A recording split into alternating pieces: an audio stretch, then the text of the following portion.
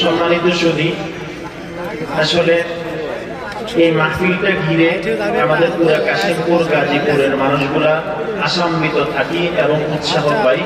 মাল্টিপ্লেক্সের মাহফিল বলতেই নতুন কিছু, নতুনত্ব এবং আমাদের আশা জায়গা নিয়ে কিছু বিষয়, তাই না? কি বলেন, ঠিক না? আমি এই শুরুতেও বলে রাখছি, এখনো বলতেছি, যারা ভাই ইউটিউবের ভাই ক্যামেরাম্যান আসছেন, আপনাদের কারণে আমাদের অনুষ্ঠানে আপনারা আসেন, আপনাদেরকে ধন্যবাদ।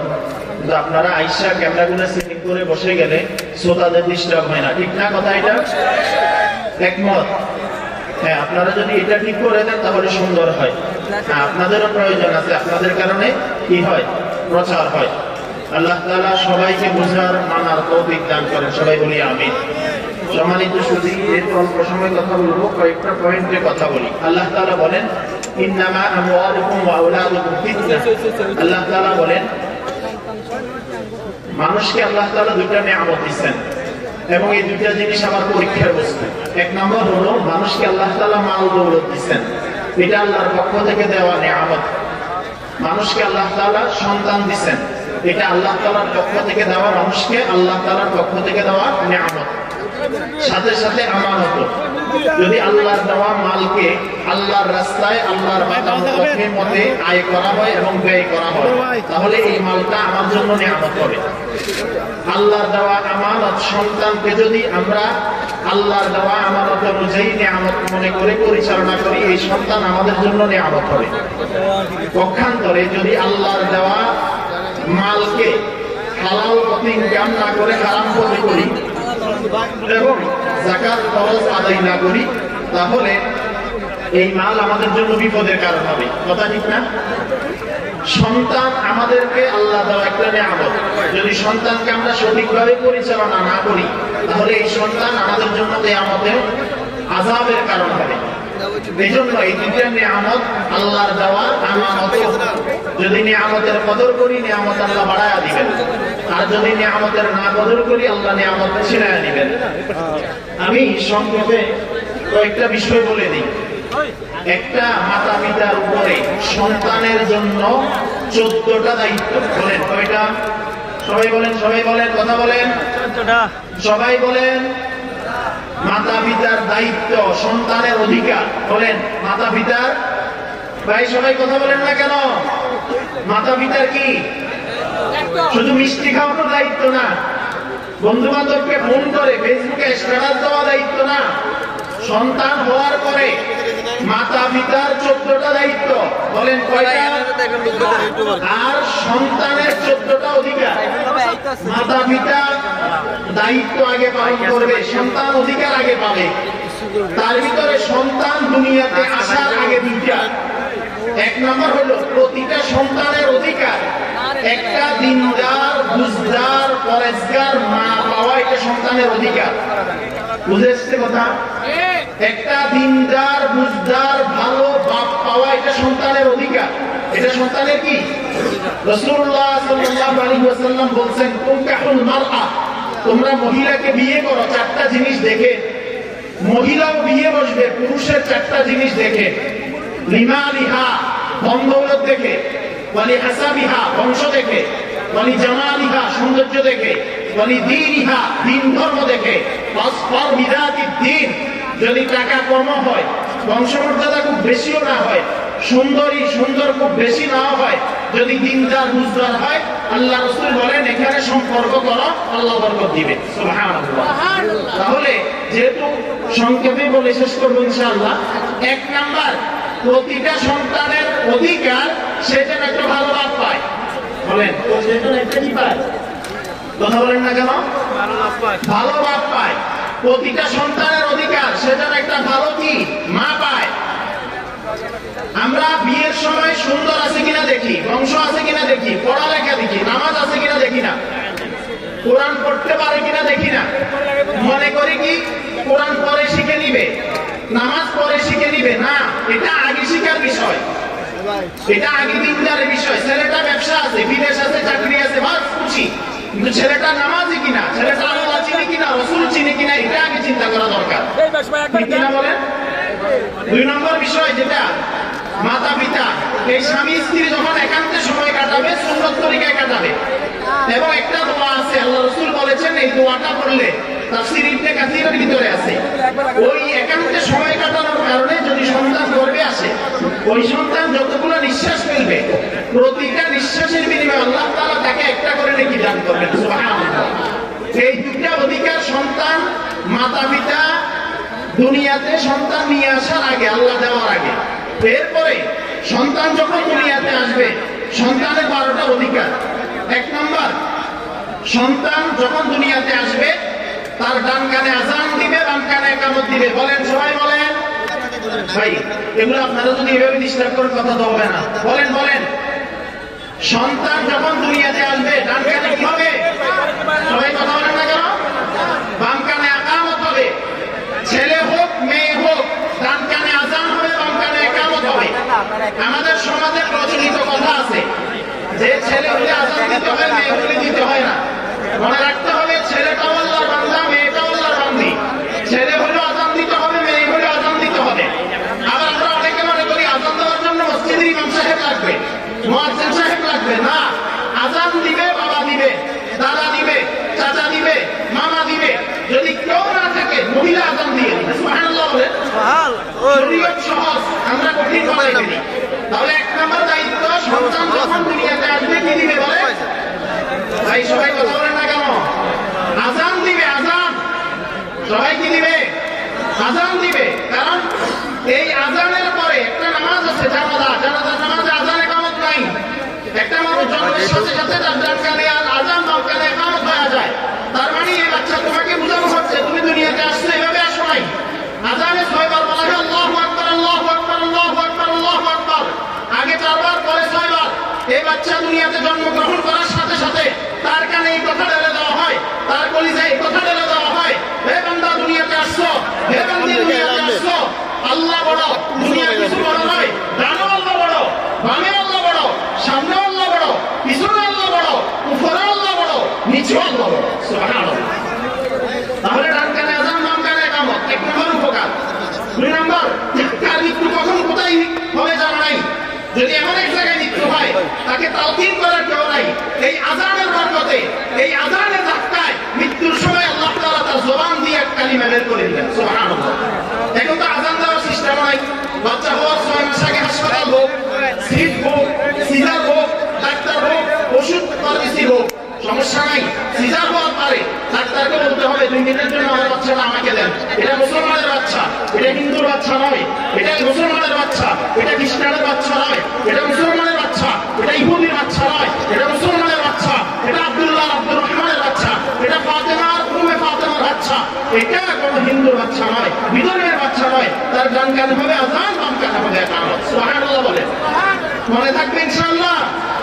কি বলছি? 1 নম্বর অধিকার কি? ডান কানে আযান, বাম কানে ইকামত। 2 নম্বর কি? 2 নম্বর হলো তাহনিক করা। তাহনিক। আমি সময়ের কারণে আপনাদের কথাগুলো সব বুঝাইতে পারবো না, শুধু শিরোনাম বলে যাই।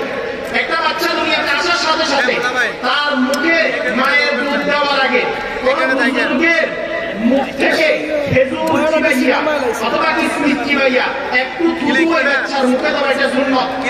এই বাচ্চার মুখে দুনিয়ার কিছু দেওয়ার আগে একটা বুজুর্গ, একটা নামাজি আল্লাহ ওয়ালা থুতু তার পেটের ভিতরে যাচ্ছে, এটা বিশাল একটা বরকত। আলহামদুলিল্লাহ বলেন। 3 নম্বর হলো এখান থেকে লড়বেন না। বাচ্চা সন্তান হওয়ার পরে মাতা পিতাকে অভিনন্দন জানানো। কি করা বলেন? কি বলছি বলেন না? মাতা পিতাকে কি জানানো? মারহাবা, আল্লাহ তোমাকে সন্তান দিয়েছে আলহামদুলিল্লাহ, মেয়ে দিয়েছে আলহামদুলিল্লাহ, ছেলে দিয়েছে আলহামদুলিল্লাহ। 4 নম্বর হলো সন্তান হওয়ার পরে আকিকা করা। কি করা বলেন? বলেন। ছেলে বলে যদি তৌফিক থাকে 2টা খাসি দিয়া, আর মেয়ে বলে 1টা দিয়া। যদি তৌফিক না থাকে, সমস্যা থাকে, 1টা দিলে হয়ে যাবে। আমরা এখানে একটা ভুল করি, সেটা কি? আমরা অনেক সময় বাচ্চা হওয়ার পরে 100 জন 50 জন মানুষকে মেহমানদারি করি, গোশত কিনে, মুরগি কিনে, বিভিন্ন আইটেম করে, কিন্তু সুন্নাত যেটা আকিকা সেটা আমরা করি না। কথা কি মনে থাকবে ইনশাআল্লাহ? আচ্ছা, এরপরে চলেন 5 নম্বর হলো সন্তান হওয়ার পরে তার জন্য ভালো একটা নাম রাখা। বলেন, ভালো একটা কি রাখা? নাম রাখা। রাসূলুল্লাহ সাল্লাল্লাহু আলাইহি ওয়াসাল্লাম বলছেন, ক্বালা রাসূলুল্লাহ সাল্লাল্লাহু আলাইহি ওয়াসাল্লাম আহাবুল আসমাই আল্লাহ আব্দুল্লাহ ওয়া আব্দুর রহমান, আল্লাহর নিকট সবচেয়ে সুন্দর পছন্দনীয় নাম হলো আব্দুল্লাহ, আরেকটা হলো আব্দুর রহমান। ছেলে হলে আব্দুল্লাহ আব্দুর রহমান রাখা, মেয়ে হলে রামাতুল্লাহ রাখা। সুন্দর একটা নাম রাখা, আপদ বিপদ সংকেত বাতাস মিষ্টি পোলাও কোরমা বিরিয়ানি দেবে না রাখা, নাম রাখতে সুন্দর করে রাখা। হাদিসে আছে কিয়ামতের ময়দানে আল্লাহ তাআলা তার নাম এবং তার বাপের নাম ধরে ডাক দিবে, সুবহানাল্লাহ বলেন। এজন্য বাচ্চার নাম রাখতে এভাবে রাখা, নাম শুনলেই যেন মনে হয় এটা মুসলমানের বাচ্চা।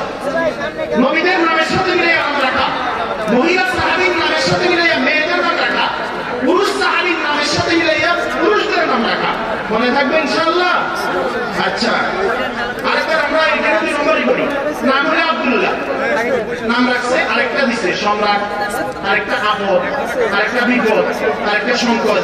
কিন্তু ভাই মুসলমানের বাচ্চা নাম আছে, হুজুর 1 নম্বরটা আছে। বাজারে গেলে সব 1 নম্বর খুঁজি, নামের বেলায় কেন 1 নম্বর ব্যবহার হবে না? একটা নাম রাখবো, সুন্দর করে রাখবো, যাতে নাম শুনলেই মনে হয় এটা মুসলমানের বাচ্চা। কথা কি বুঝতে পারলাম? আল্লাহ বুঝার তৌফিক দেন, সবাই বলি আমিন। সম্মানিত সুধী, এরপরে 6 নম্বর যেটা, সেটা হলো বাচ্চাকে ঈমানের তরবিয়ত দেওয়া। আমরা এখানে একটা ভুল করি।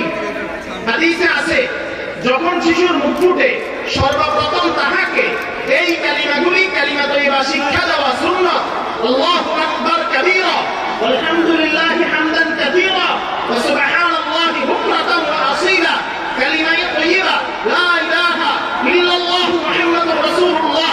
কালিমা তয়্যিবার তিনটি কাজ। প্রথমে মুখে পাঠ করিতে হইবে, দ্বিতীয়ত অন্তর দ্বারা বিশ্বাস করিতে হইবে, তৃতীয়তে কালিমা অনুযায়ী জীবন যাপন করিতে হইবে। এখানে আমরা কি করি? বাচ্চাকে কালিমা তয়্যিবা আমি বাবা হিসেবে আগে শিক্ষা দিব, মা হিসেবে মেয়েকে আগে শিক্ষা দিবে।